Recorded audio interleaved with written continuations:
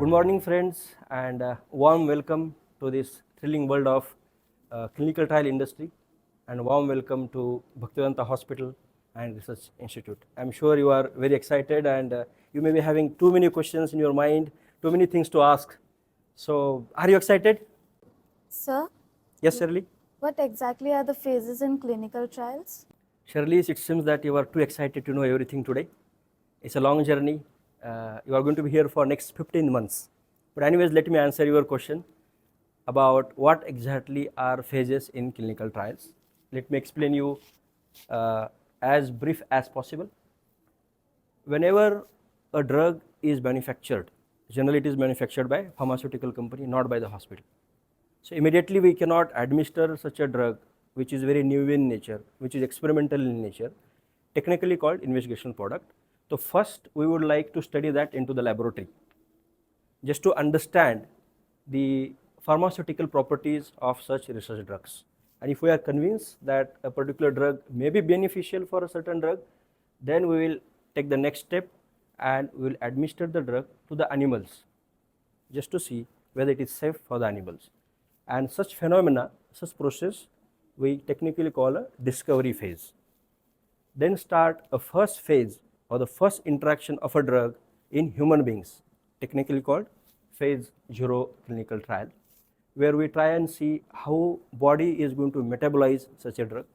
Then comes phase 1. Here we try to take few number of population. We don't want to expose the patient right away at this particular stage, because even we are not much aware of this particular experimental drug. Then comes phase 2. Here we try to take few more patients and we try and understand what is the exact dose required to treat particular disease which is we are exploring as an indication for this experimental drug. So there's a lot of permutation, combination of different doses. We do it here to ensure the safety of the experimental drug. Then move ahead with the next phase, technically called phase 3. Here our focus is going to be to see whether the drug is effective also. Last few phases we saw whether the drug is safe or not. Here we would like to see whether the drug is efficacious also, and here we are going to study on more population. At this particular stage, we have enough data generated, we have enough evidence generated, which the pharmaceutical companies will submit to the regulatory authorities. At this stage, the regulatory authorities will permit a particular pharma company to market this particular drug. But the journey doesn't end here, and we have one more phase, which is phase 4. And since the drug is already marketed, why we are still going ahead with the phase 4? The simple reason is that the before phases, phase 1, 2, 3, these phases are for a particular duration. We have still not tested the medications in real world scenario in a longer duration, and so the role of phase 4 clinical trials. And these phases are called clinical trials. Let me brief you a little bit more about the phases in clinical trials. So as I already mentioned in the previous slide, we began with laboratory. So that is called a preclinical.